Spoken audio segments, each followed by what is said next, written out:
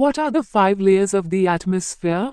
Air. The air in the atmosphere around the Earth contains nitrogen, oxygen, carbon dioxide, 6 inert gases, nitrogen dioxide, sulfur dioxide, water vapor and dust particles. The troposphere contains about 80% of the total mass of gases in the air, while this proportion is about 19% in the stratosphere.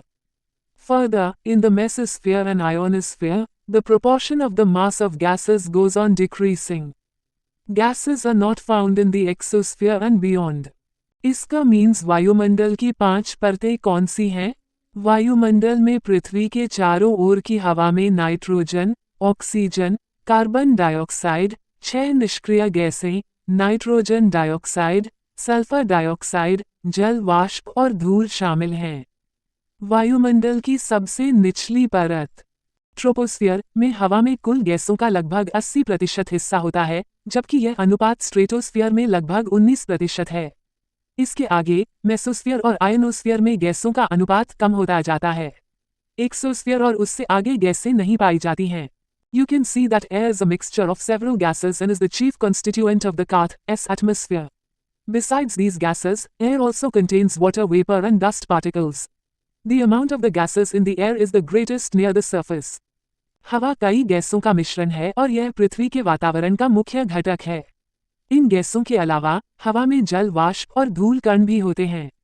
हवा में गैसों की मात्रा सतह के पास सबसे अधिक होती है और सतह से ऊंचाई पर जाने के साथ घटती जाती है। All the above pictures show large-scale emission through different agencies. This smoke directly mixes with the atmosphere, balance between the constituents of air. This is called disturbing the air pollution. Harmful gases are given out through combustion of fuels in vehicles and in big industries and also through incomplete combustion of fuels like wood and coal. As a result, air pollution is increasing day by day. सभी उपरोक्त चित्र विभिन्न एजेंसियों के माध्यम से बड़े पैमाने पर उत्सर्जन को दर्शाते हैं। ये धुआं सीधे वातावरण में मिल जाता है, जिससे हवा के घटकों के बीच संतुलन बिगड़ जाता है। इसे वायु प्रदूषण कहा जाता है। हानिकारक गैसें वाहनों में और बड़े उद्योगों में ईंधन के दहन के माध्यम से और लकड़ी और कोयले जैसे ईंधन के अपूर्ण दहन के माध्यम से भी निकलती हैं। परिणामस्वरूप वायु प्रदूषण दिन ब दिन बढ़ता जा रहा है। Ozone layer the protective shell.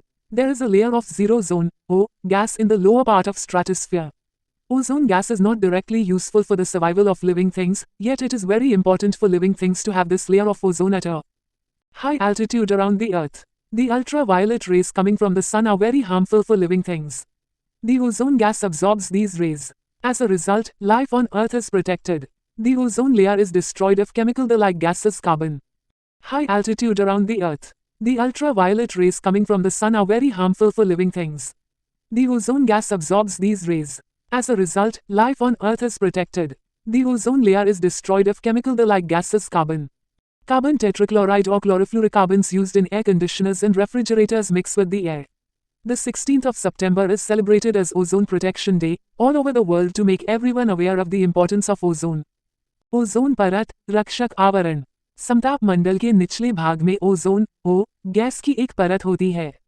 Ozone gas जीवित प्राणियों के लिए सीधे तौर पर उपयोगी नहीं है, फिर भी पृथ्वी के चारों ओर उच्च ऊंचाई पर इस ओजोन परत का होना जीवित प्राणियों के लिए बहुत महत्वपूर्ण है।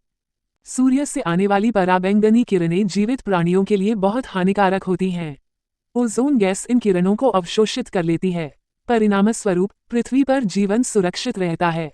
यदि एयर कंडीशनर और रेफ्रिजरेटर में उपयोग की जाने वाली गैसें जैसे कि कार्बन टेट्राक्लोराइड या क्लोरोफ्लोरोकार्बन हवा के साथ मिल जाते हैं तो ओजोन परत नष्ट हो जाती है।